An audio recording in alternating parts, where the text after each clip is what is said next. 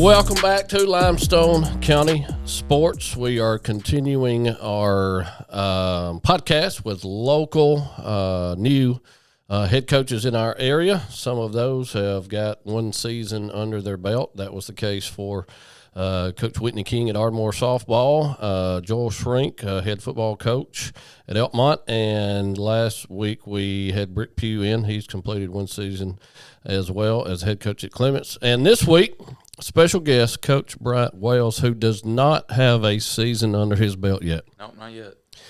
Coach, you are the new head girls basketball coach at Ardmore High School. That's right. And we'll kind of jump into that as we go through. But just for those tens of people who are listening, just kind of give us the rundown. You born and raised in Limestone County? Yes, sir. That's right. Went to Elkmont High School?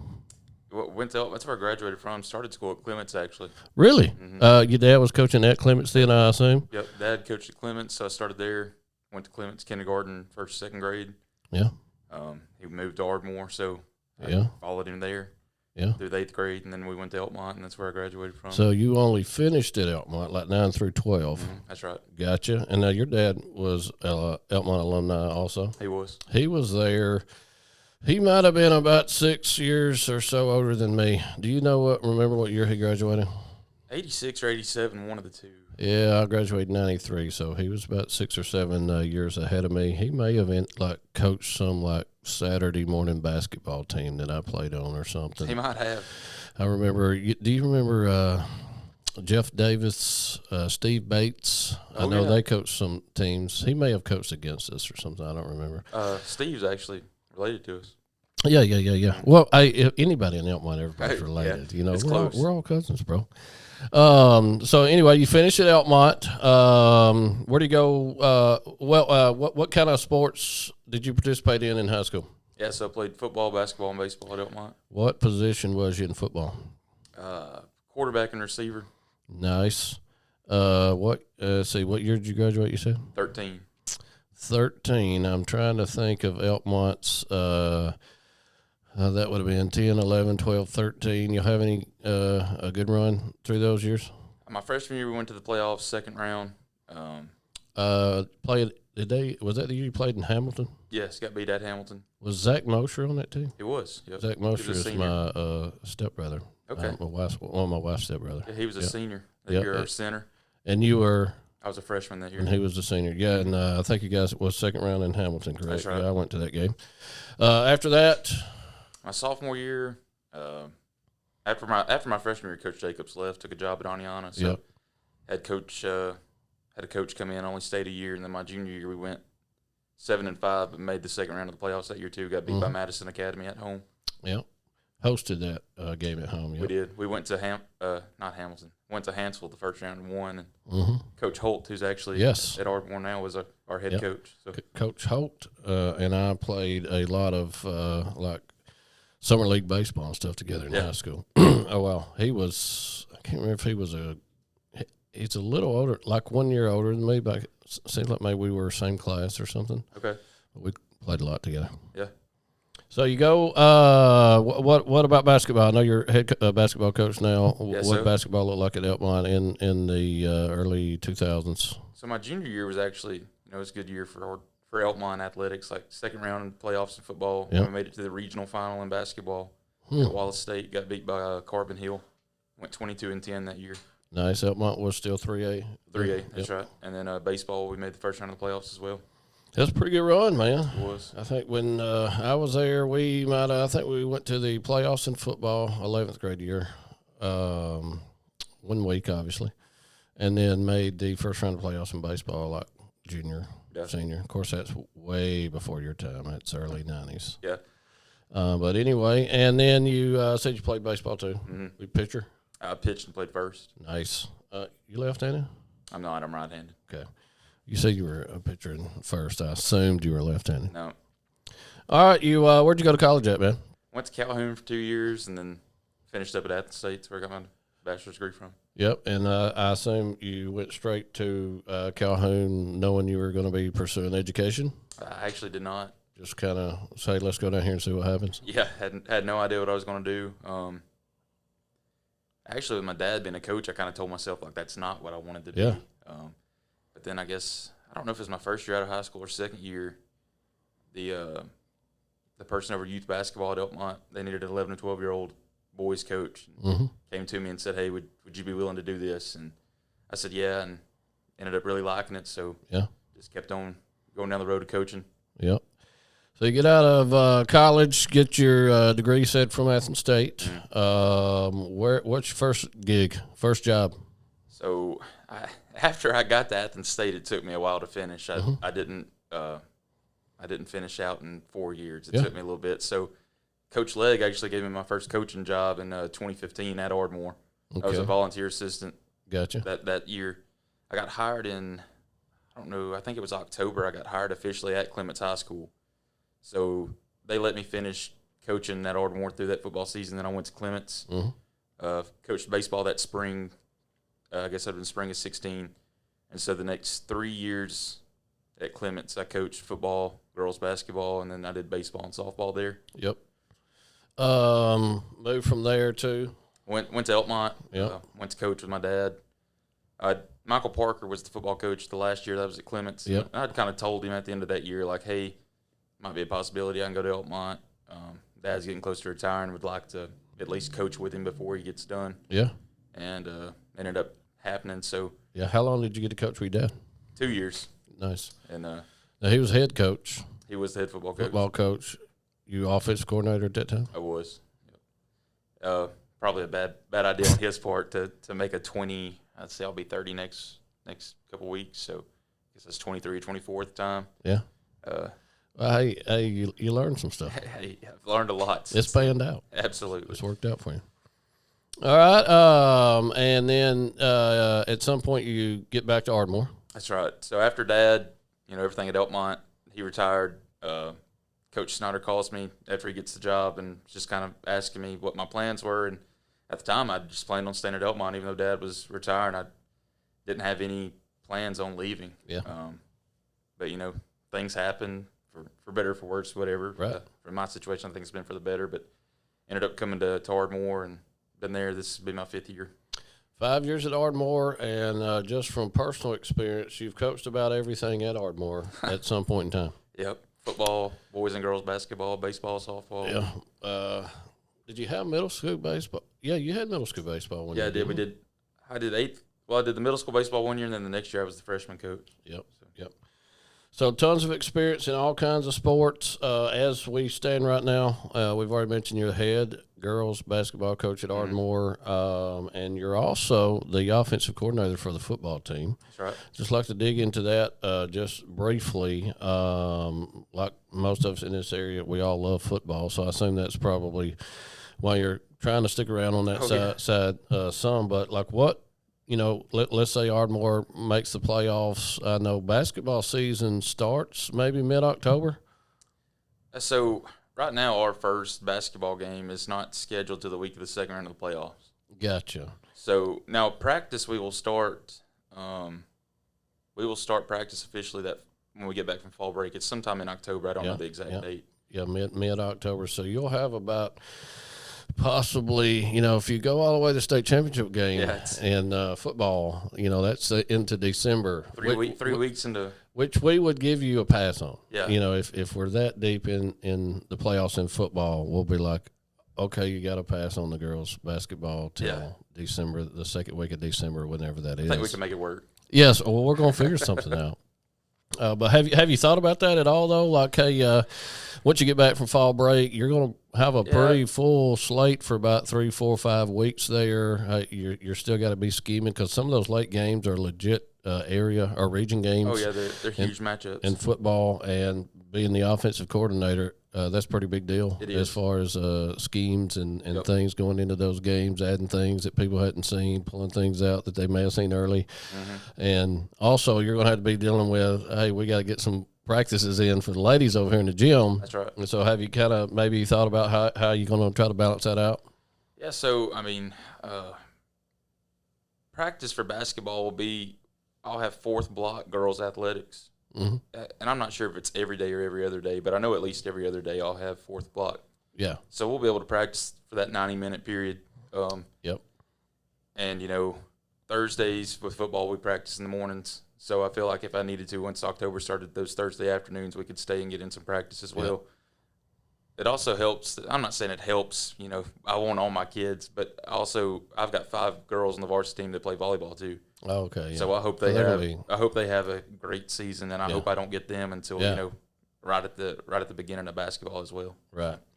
Well, it sounds like you got it figured out anyway. So hopefully it'll work out. Hey, in my head, it's figured out. Yeah. And hopefully again we're playing volleyball's playing deep into the playoffs. Yeah, absolutely. Football's playing deep into the playoffs, and then we'll figure everything out as we go. In regards to your basketball team, got how many? Got any returning seniors? So I've got 3 seniors and 9 juniors. Oh, big junior class. Nice. Really That's pretty good. And you said 3 seniors. Mm-hmm. And we all know Jerry Kirkpatrick. He's kind of moved on to. I think he's over at West Morgan Elementary, doing some things down there.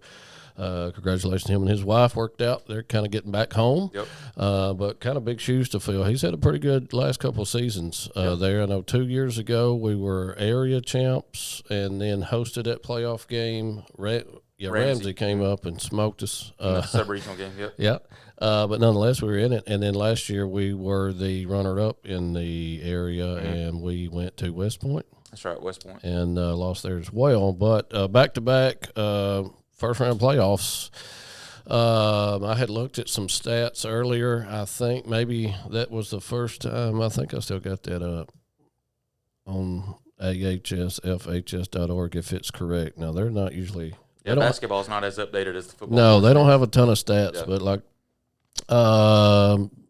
area champs, area runners up, not at all since about 2009, 2010. Sounds about right. Maybe like the last 15 years. And so anyway, I think the future's bright. You got a lot of young kids. I know from my daughter, I know she was playing for a couple of years in middle school. Mm-hmm. Lots of talent in that 9th grade class. Yes. And obviously, if you've got all those returning juniors, you got a lot of talent in that class as well. We do. And, the 3 seniors is a small class, but they're all 3 contributors. Been playing for a while. Yes. Yeah.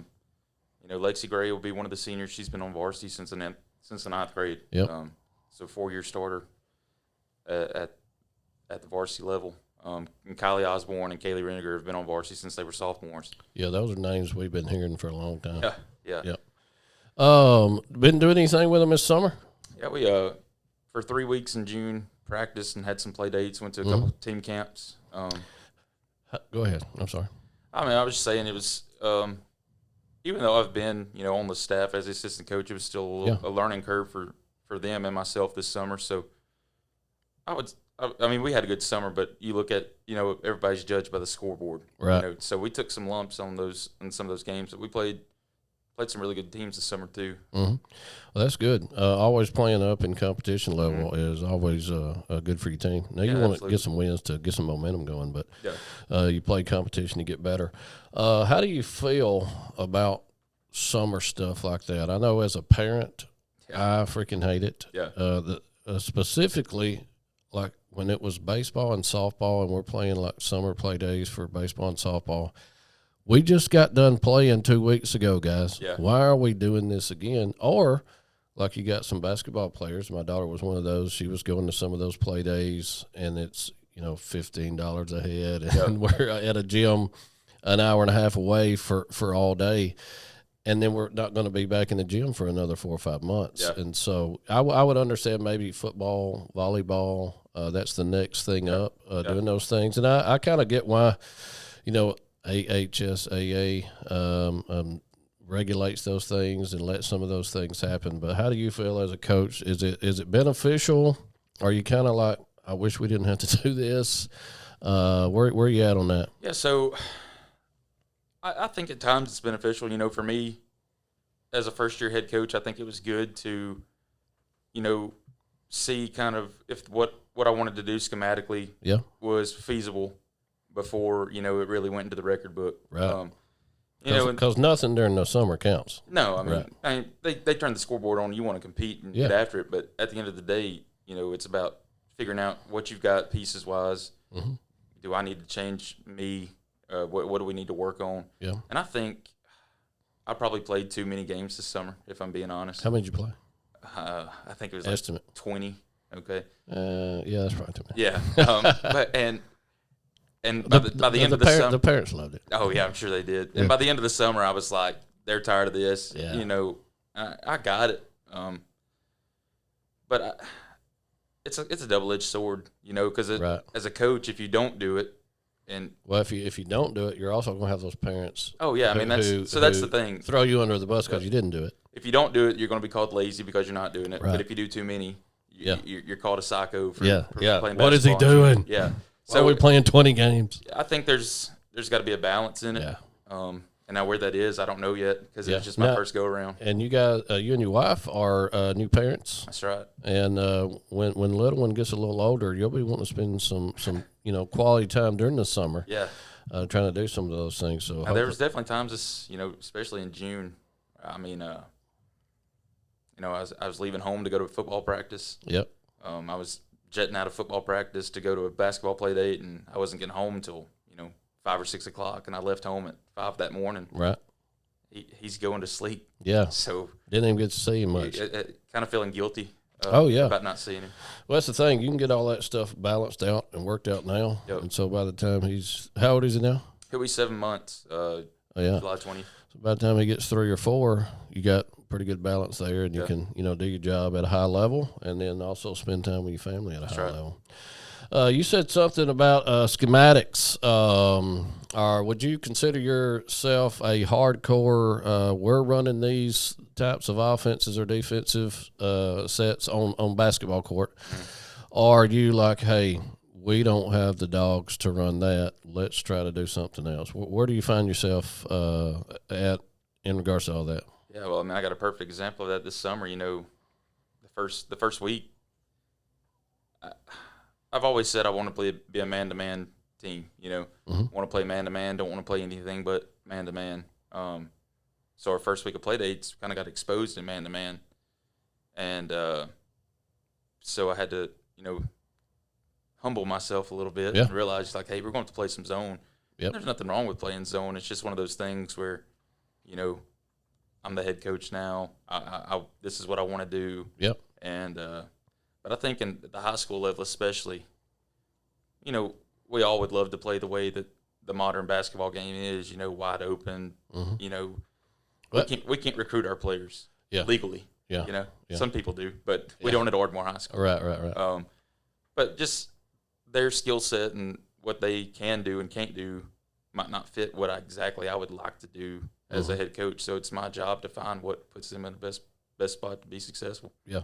I've noticed that in some other sports, local, at the local level, high school, there's great offensive minds, great defensive minds all across the board in all different sports. And then 2 or 3 years later, as me and Brick were talking last week, it's about the Jimmies and the Joes. Absolutely, we can have the best coaching staff, the greatest equipment, the greatest resources, but if you don't have the Jimmies and the Joes, you're going to get out athleted almost every time. Well, Nick Saban, they asked him, they've asked him since he retired. I've heard different people ask him what, he learned about coaching. And he said, I can't coach bad players. Yeah. I was really good when I had the best players. Right. And there's something to be said about that. Yeah, that's right. And back to the point, there's, the coaches who adapt or seem to be like, hey, I don't have the dogs to run what I want to run. Yep. But we can be successful doing X, Y, Z. Those seem to be the coaches who can, do it for a long time, be successful for a long time, be successful no matter what the X's and O's are. Now, sometimes you're going to just have some down years. Even when we're just talking about numbers at Ardmore with like senior classes, man, it just goes. It's a roller coaster. It is.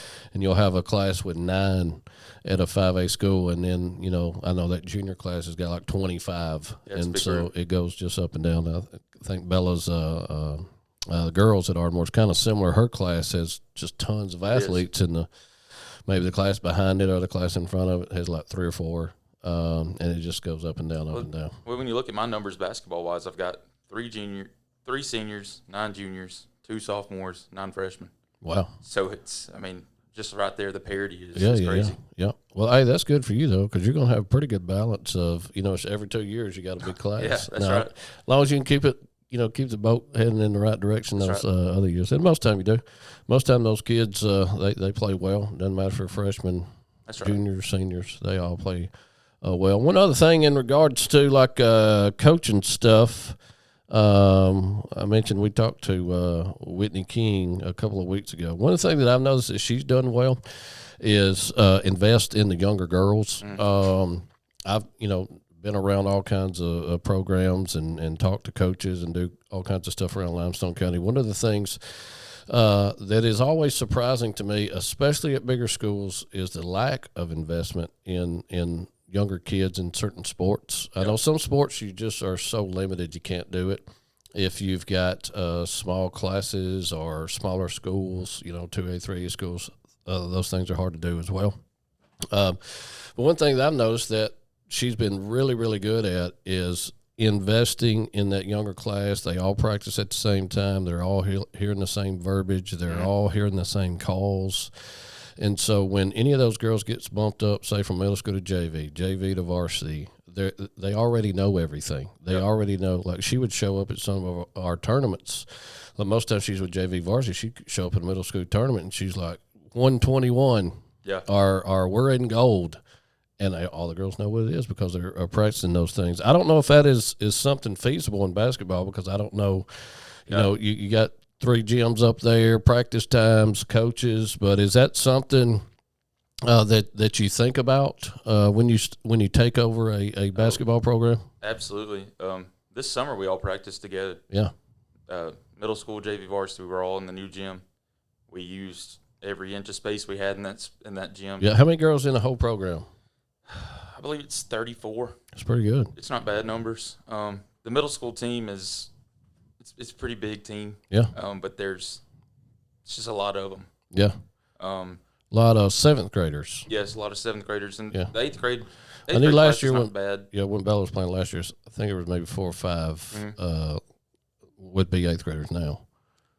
We had a couple more come out and try out. Okay, good.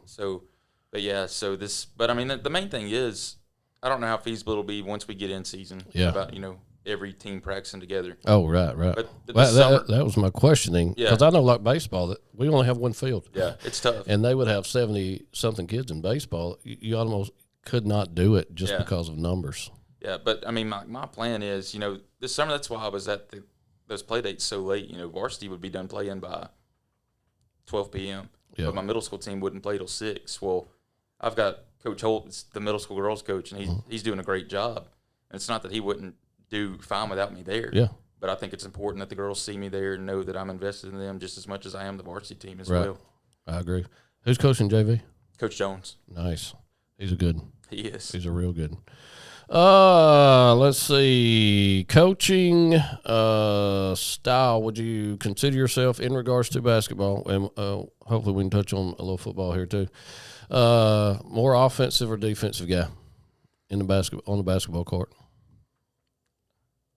In both sports, I'm more offensive minded. Yeah. But are you wanting to run like a Nate Oates offense? Obviously, we don't have any girls that's going to take it to the rack and dunk it. Yeah, I would love get to. that, but. Yeah, and a lot of and I know that depends on you got to have some shooters to do that.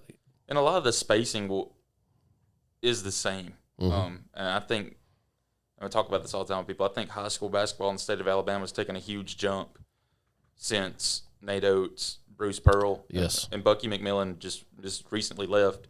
But since they've been around, and even down to Lenny Yakov, who's just came back to take the Sanford job, they're all great offensive minds, and they're all pretty open to when it comes to high school programs coming and watching them practicing and letting you see how they do things. So I think basketball in general has taken a jump.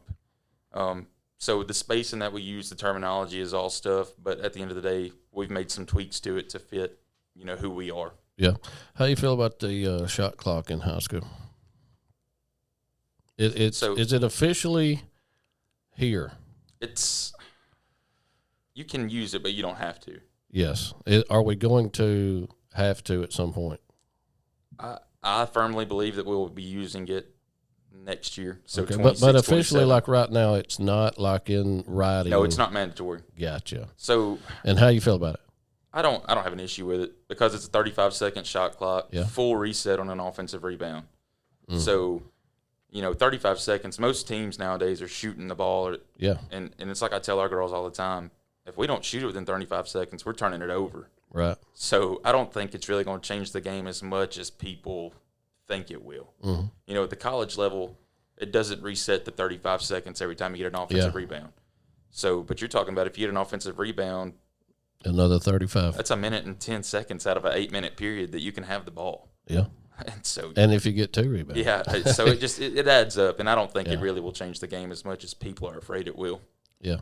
Well, I think it's like most everybody. Anytime you start talking about like big time rules, we all think of the targeting in college football and how terrible that has been. Yep. I think targeting in college football is one of the worst things that ever happened to college football. Yep. Not for the safety aspects of it, just for a kid makes a legit what used to be form tackle, head up, face mask between the numbers, and their the crown of the helmet gets a little bit under the face mask or something. And guess what? This kid is fisting to get thrown out of the game. And see, that's one of those things, but it's subjective to every official that's out there, right? So what's targeting one might not be targeting to the next. Yeah, and we've got to review it for 18 minutes. Yeah, that's terrible. Yeah. The reviews. The in reviews the game. in college football are getting terrible. As far as rule changes to the basketball game at the high school level, the shot clock's one thing, but I think one thing that would benefit the game tremendously would be the block charge circle, the arc. Yeah. Under the rim. Explain that for somebody who may not have a clue what you're talking about.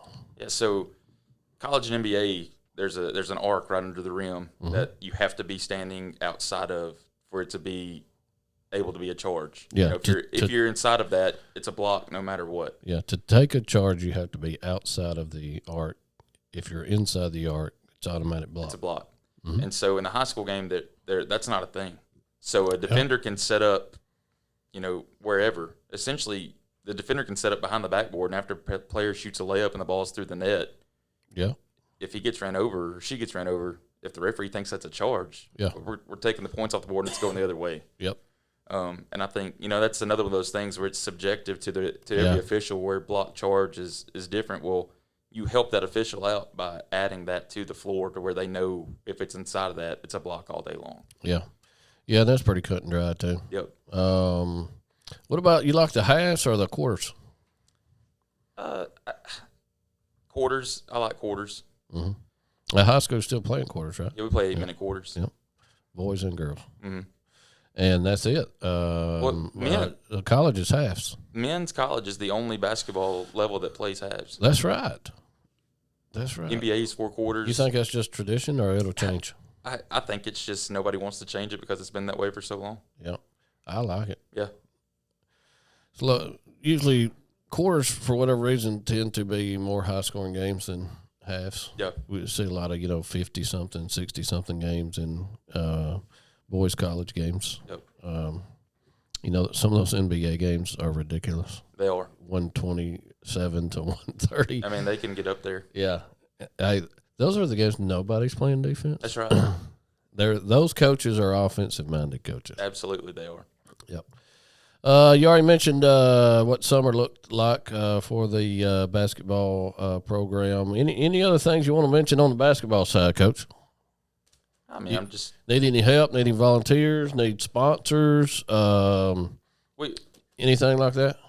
Once school starts back, we will. We're going to start getting our sponsorship packages out for our video board in the gym. We gave Coach Taylor time to give her, volleyball advertisement sales time to get closed up. But we really need. We're starting a tip-off club. The boys have had a tip-off club for the last 2 years. Yeah. They approached me about the girls getting involved, and because they want to support the girls basketball team too. So we're just really trying to up the parent involvement from not just the girls side but the boys side too. The quarterback club at Ardmore is a big deal, and softball club does a pretty good job too. So we're just trying to make this club, something that something separate from the school, right, that can help benefit our kids. And all of these clubs are very beneficial to the sports at Ardmore, and I assume all these other schools too. Oh, yeah. There's a ton of things that would not happen if it wasn't for these organizations and volunteers and fundraisers that they're doing, car shows, all kinds of, there's all kinds of these quarterback clubs and booster clubs all around the county doing all kinds of fundraisers. And if it wasn't for those fundraisers, sometimes these kids ain't getting new uniforms, equipment, going on, special trips that they take and all kinds of stuff. So if you're at Ardmore and look for something to do, get involved with the ladies tip-off. It's just the Ardmore Tip-Off Club. Okay, it's going to be four boys and a girls. Boys and girls program. Gotcha. Check that out. Probably they got a Facebook page or something? We got a Facebook page. Got it. Look it up on there. All right, switching gears. Let's talk a little football, Coach. You've been around football, played a lot of football, seen a lot of football, coached a lot of football. Being offensive coordinator, last year was year one in that role at Ardmore, correct? That's correct. You said earlier you did it at Elkmont for a year or two with your dad. Going into year two of offensive coordinator, what maybe after season thoughts of year one did you think, to yourself, these are some things I need to adjust, these are some things that I learned, ready to go? Yeah, so, last year put in a new offense that was new to me, new to the kids as well. So I felt like at times you want to add some stuff, but you don't know how much is too much to put on them. Mm-hmm. We had some success, but I felt like toward the end of the year, after we'd had a lot of games on film for teams to scout us, that we struggled more to have explosive plays. Yeah, and so that was one of the things that scouting ourselves after the year. You go back, what can we add to counter this play, this play, this play? So it's not just so, when you turn on the tape, right off the bat that, we're going to run the football. Yeah. We're blessed at Ardmore with some good running backs right now. Yeah, probably going to have 2,000-yard backs. I really hope so. We had 1,700, I think, between them last year. That's right. So people know we're going to run the ball, but finding ways to even get those guys the ball, not just handing it to them. Yeah.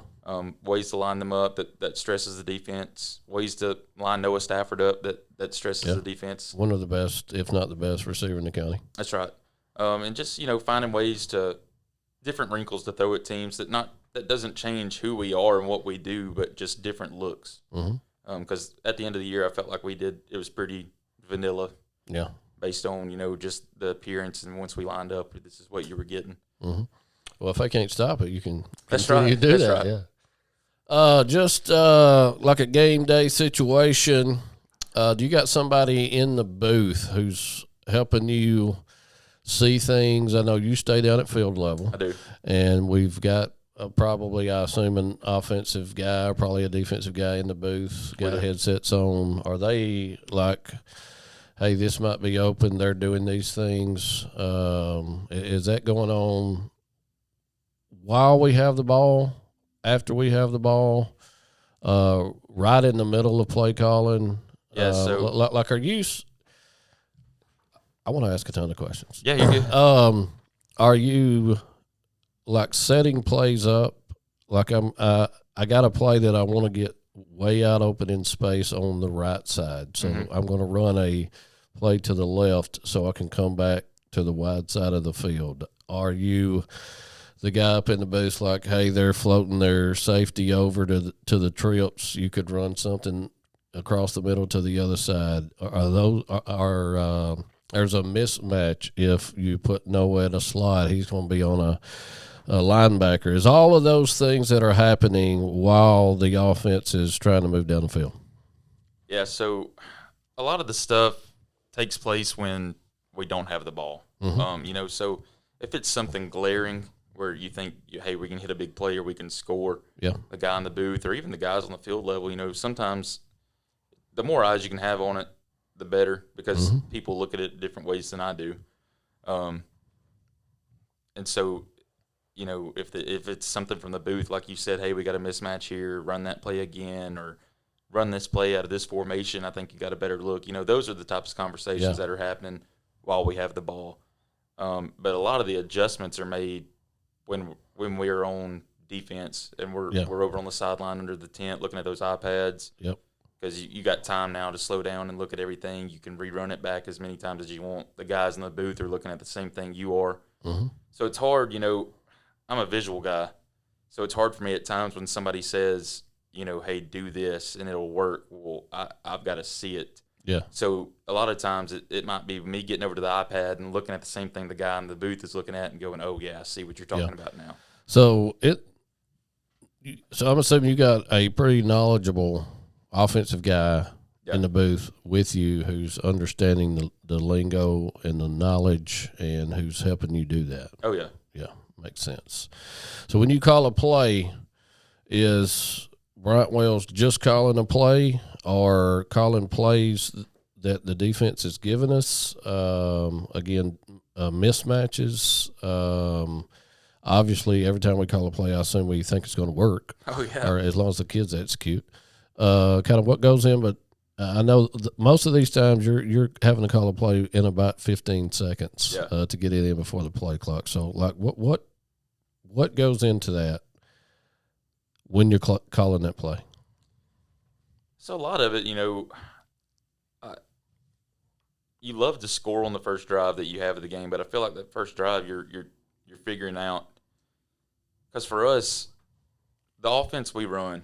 So when I turn on film after a game and I'm scouting our next opponent, mm-hmm. the defense they play against the opponent they played that Friday night might not necessarily be the defense that we see. Mm-hmm.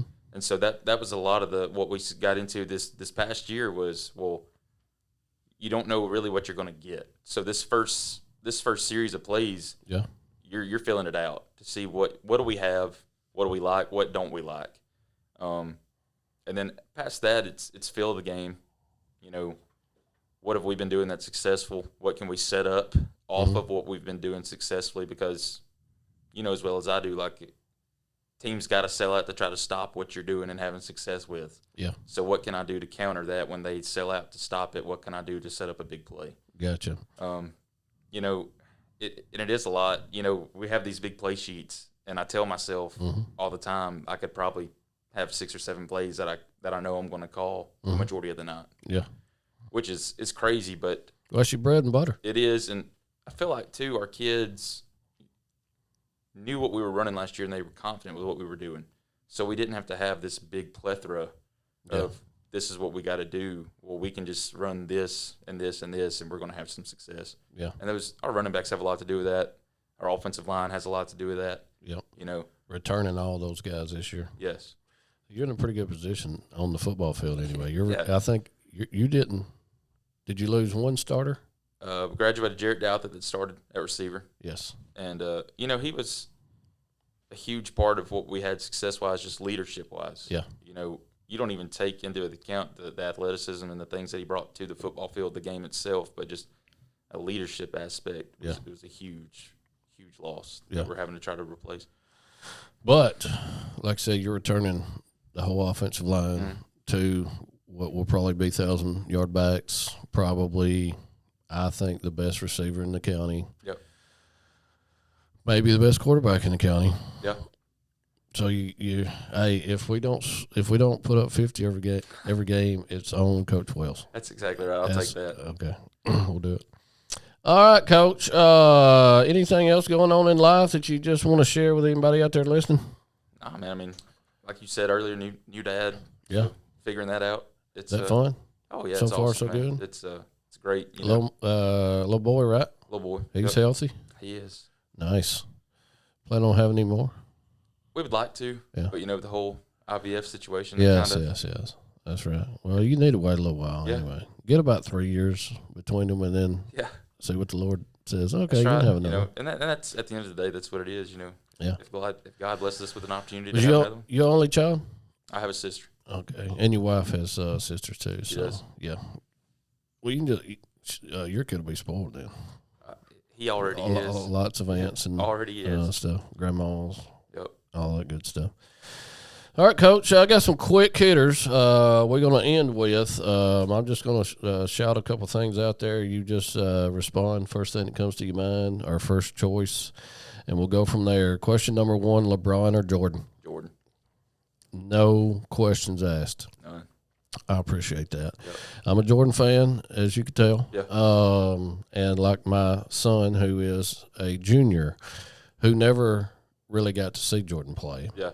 They're all LeBron guys. All of the next generation are LeBron guys, and I've seen them both play. Yep. And I would be okay with a 1A is Jordan and 1B is LeBron. I would be okay with that conversation, but they won't go there. Yeah. So I was, LeBron's the greatest of all time. He's the GOAT. And I was like, I've seen LeBron give up the buzzer beater shot, like pass it off to somebody else to shoot. Jordan never did that. Yeah, he wanted the ball. And LeBron is the GOAT of flops. Yes. I have not seen more flops out of any player in any sport. It's bad. Than LeBron James. It's somewhat, it's a running joke now on TikTok, and they've got all the videos, and it's terrible. And maybe that's where the game is, and so I don't know. But anyway, hey, I will give LeBron 1B. Yeah. Jordan 1A. As long as Jordan's 1A. Yes. If we got them 1 and 2, who's 3? I don't know. You're splitting hairs there for. Yeah. Man, let's go Kareem.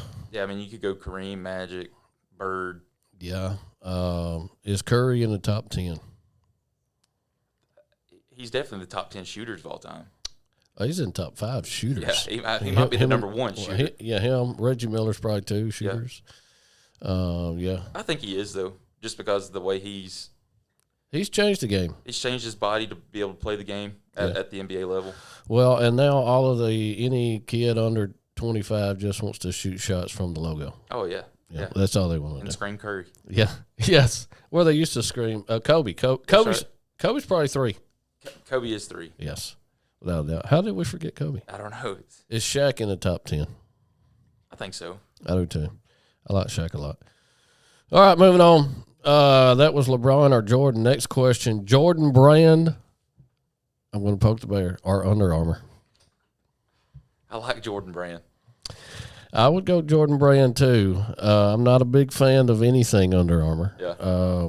And so just not an Under Armour fan. I like Under Armour stuff, but can you name one piece of Under Armour clothing, athletic wear that is on a kid's Christmas list? Under Armour? Yes. Is that on their wish list? When this thing comes out, they've got to have it. Probably not. There's not a single item. Under Armour is the faded glory of athletic gear. I'll move on. Winter or summer? I like winter. Because you're a basketball coach. You're a head basketball coach. You got to say winter, right? You don't enjoy the sweaty, palmy Alabama summers? I'm going to say this. Yesterday, and even this morning at football practice, it shouldn't be as hot as it was at 7 in the morning. Yep. I was up there earlier. I told you earlier. I was up there earlier. Met the paint machine guy that sold us a new paint machine to paint the football field, and he had to show us how to work it. Yeah.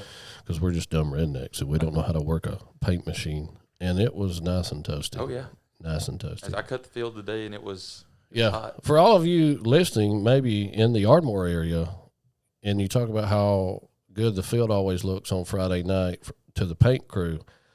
Well, Bryant Wales has the grass looking that good before the paint crew ever gets there. So I appreciate that. Seriously, I appreciate that there are other people there who appreciate keeping these things up and making them look good. So it's a lot of work that goes into it. It's not just me. Yeah, Bryant Wales is up there all the time cutting grass and putting lines in it and making it look good way before the paint crew gets there. I seen we got a bunch of sand up there too. Looks like we're fixing to. Yeah, we're about to top dress it. Yep. There was some talk in the county about county schools getting turf. You in or out on that? I personally don't like turf. I like the natural look to it. Yeah. But from the financial standpoint, I see where they would want to go turf. It's and maintenance and time, Yeah. Well, from the guy who here in about 6 weeks is going to spend 9 hours in one day painting the field. Yeah. I'd be a big fan of turf. that's one of the reasons, cutting the field, like, it was just one of those things, and I tried to do it with Coach Smith when I was helping baseball too, cutting the infield. Like, what's one thing that I can take off of the head coach? Yeah. Because their plate is stacked. Coach Snyder deals with a ton of things. Coach Smith was dealing with a ton of things. So cutting the field is a minuscule thing that I can do that's just taking something off of their plate. Yeah. Well, I think it's kind of the same thing with the guys that paint the field. Oh, yeah. I know when we got up there, or originally when I got up there, I think the coaches was still painting the logo. Yes. We were just striping the field and putting the numbers down, and they were still painting the logo. And I don't even know how it came about. I don't remember anymore. I don't know who said, hey, let us paint the logo. I don't remember. But now we just do it all. But we enjoy doing it. Yeah, those coaches were having to stay after practice on a Thursday afternoon, and it's taking 4 dudes 9 hours on a Thursday to paint that football field the first time. Usually the rest of the time it doesn't take that long. And so you could imagine it's going to these coaches have practice. Yep. Now you guys practice on Thursday morning, but you're going to stay after school on Thursday at 3 p.m. and probably not get home till maybe midnight. Yeah. And so we enjoy doing that. On behalf of all the Ardmore football coaches, we appreciate you. Yes, hey, we know y'all do. Y'all treat us good. We get all kinds of swag and all kinds of other benefits of that, so we appreciate it. We don't do it for the benefits. We just do it because we appreciate doing it and giving back to the community. Okay, random question, and I'm curious to see if you've got an answer other than the obvious answer. Favorite WNBA team? Is the Indiana Fever the obvious answer? The one that Caitlin Clark plays on. Yeah, the Fever. Yeah. That's the only one anybody knows.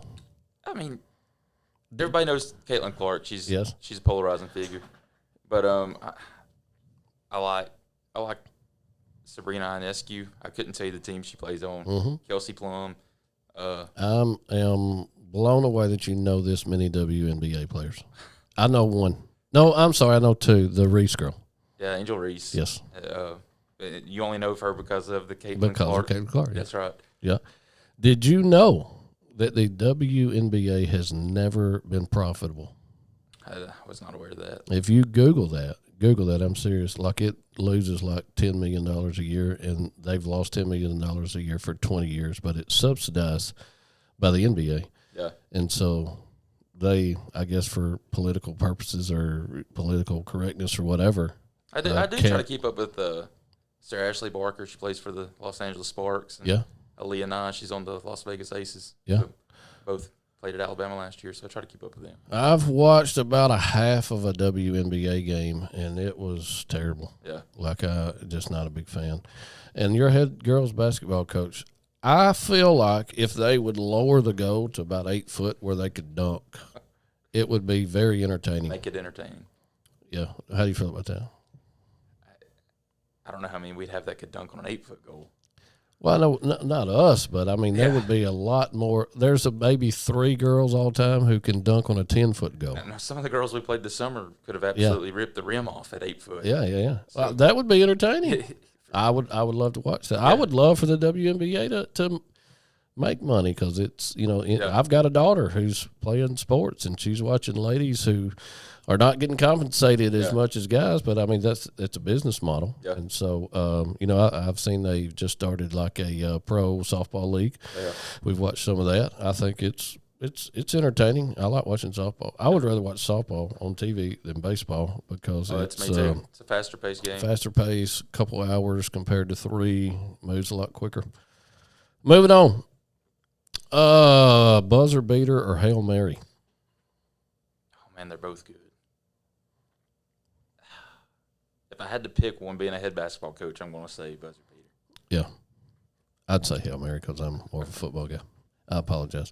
On that note, last one, favorite play call of all time that you have had the privilege of, you called the play, they executed, doesn't matter what sport.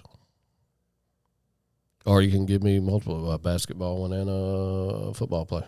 So my favorites that I've called, 2 come to mind. They're both from last year. It was Lawrence County. We threw the slant to Noah over the middle. He houses it. Mm-hmm. It was a huge moment of the game, and it was just everything went the way it was supposed to. Everybody executed. It did. And the other one was against West Point, the long run that Xavion scores on. And ironically, they both involved Noah Stafford. He laid a huge block on the sideline. That was on the home sideline. Yes. And but again, that was one of those things where new wrinkle that week. Mm-hmm. Didn't quite know how it was going to work. It was the first time we'd ran it, yep. and we go 80 to the house. Yep. That was that ran right to my camera, yes. and I've got a great TikTok of that. If you're looking for it, you can find it on Ardmore Football's TikTok about mid-season.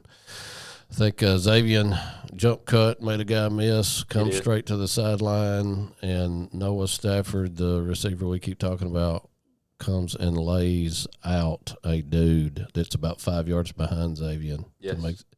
And I'm talking lays him out. Yep.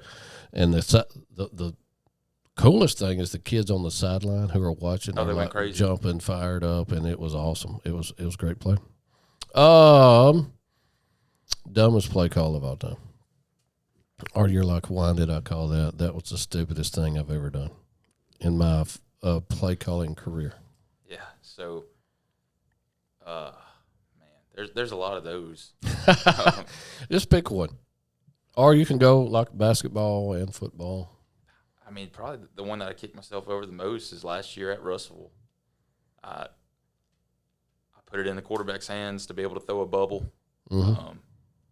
We'd moved the ball down the field. It was a 17-7 game that nobody expected us to be in.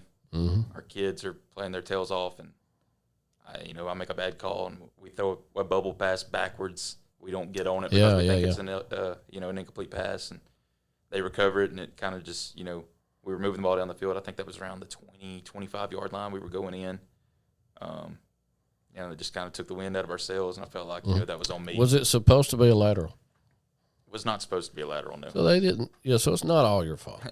Maybe half your fault because of the call, half of the execution's fault. So we'll let you slide on that. All right, Coach, that's all I got, man. Anything else you want to let the listeners out there know? No, man. Tune in. Appreciate you having me on. Hey, I appreciate you jumping in, too. Good luck to the Ardmore football team. Hopefully we see them after about, week 6, still averaging about 50 points a game. That'd be awesome. Headed to, or maybe second. Hey, goal. Attainable. All of the goals are attainable. First attainable goal, let's host a playoff game in Ardmore. That's never happened. In the history of Ardmore football, they have never hosted a playoff game. Yeah. That can happen one of two ways. Either you are first or second in your region, and then you host, or you go on the road and win week 1 against probably a 1 or 2 seed, and more than likely you would come back home and play the second round at home. I say we do it. Let's play first round at home.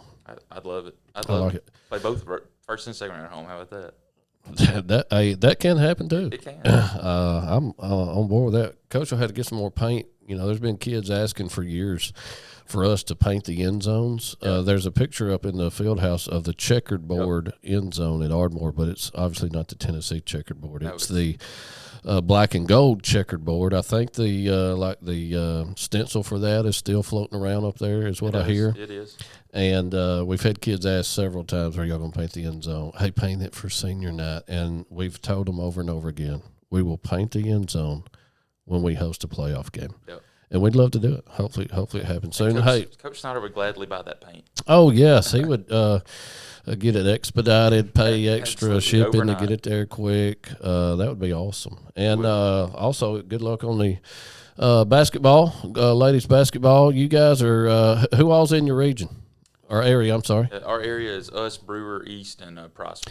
So 4-team. That means in the tournament, you've got to finish 1 or 2 and be better than 2 of those other teams. Again, 2 years ago, we were area champs. Right. A different area that year, I guess. Yep. And then this past year, Priceville was 1? Yeah, Priceville was the champion. We were the Priceville was the regular season and tournament champion. Yeah, they had a pretty good ball team. Yeah, they were good. They returned a lot of starters. I don't know how many starters they returned, but they're still a good ball team. Yep. And East is also, they've been young for a couple of years, so those girls got to be getting a little more mature. They are tough go with them. And then you said Brewer. That's right. Yep. Pretty tough region there.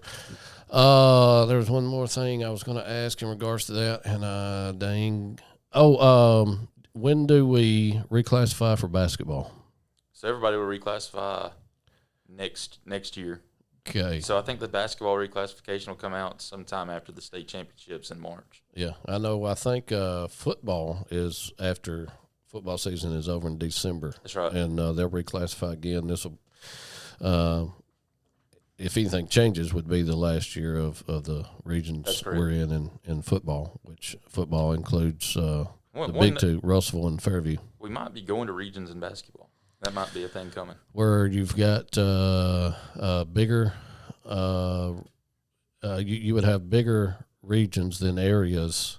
So the argument, then 4 teams would go instead of like the top 2. Yeah. So the argument is we can play 30 games, and basketball we can play 30 game schedule, and only 6 of them really count. Yes. And so the big push for regions is more meaningful games. Yeah, that makes sense. You for it? Oh, yeah. I mean, 4 teams out of 7 or 8 go instead of 2 out of 4. I guess there some of those areas now, are they bigger areas with more than 4 teams?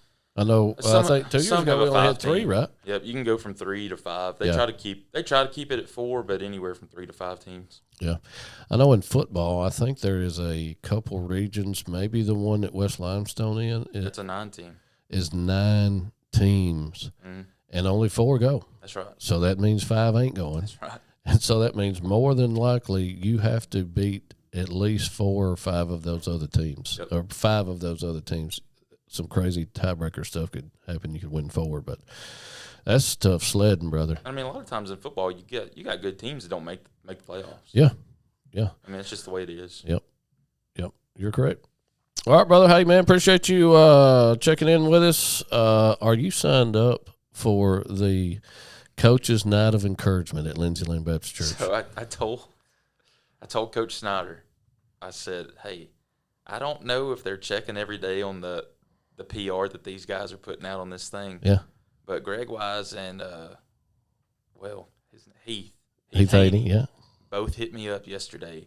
I said, I'm going to wait the last possible second to register for this thing. Well, I view it as a competition. Most of these other guys don't view it as a competition. And when the lady who's overseeing all that sends us the stats in, it's like Ardmore has 3 coaches. Athens has 5 coaches. East has 4 coaches. I'm like, we're like 2 behind, guys. Yeah. We got to get on it. And so I'll start sending them back out again. But no, love to have you there. What I'm talking about is a Coach's Night of Encouragement at Lindsay Lane Baptist Church. We just get you guys in, your spouse, feed them free dinner, and just encourage them. Our pastors will invest in these coaches. They have huge platforms, and we want to help you guys all we can. And before your seasons get started, before school, it's actually the night school starts on August the 1st. And so school starts on August 1st, right? School starts on July 31st. Oh, that's right. Yeah, it's the second night. 31st is on Thursday. August 1st is on a Friday night. Coach's Night of Encouragement. This is just a side note, too, about y'all's pastor, Andy John King. He played for my dad. Really? That's awesome, man. I was telling somebody that the other day, as a young kid, I remember Andy John taking up time to just, even if it was just to give me a high five or something, Well, that's cool. Yeah, I should have got him. Where you come full circle. Yeah, we should have got him over here. Absolutely. And so I gotta put all this stuff back in his office. They got a podcast to do tomorrow. Oh, yeah. So there you go. Anyway, if you're a coach in our area, assistant coach, athletic director, college, anything, man, we'd love to encourage you. So reach out to somebody here at Lindsay Lane. You can reach out to us on any of the platforms, Facebook, Instagram, TikTok, all of those things, and shoot us a message. We can get you some information. Got free childcare, free JW Steakhouse dinner, and we're only going to keep you here maybe 2 hours max, and then we'll send you on the way. It's going to be a good night. Hope you continue to listen to Limestone County Sports. We'll be getting close to football here in about, about 6 weeks away? It's getting close, 6 weeks, I think. Hope you have a fantastic week. God bless.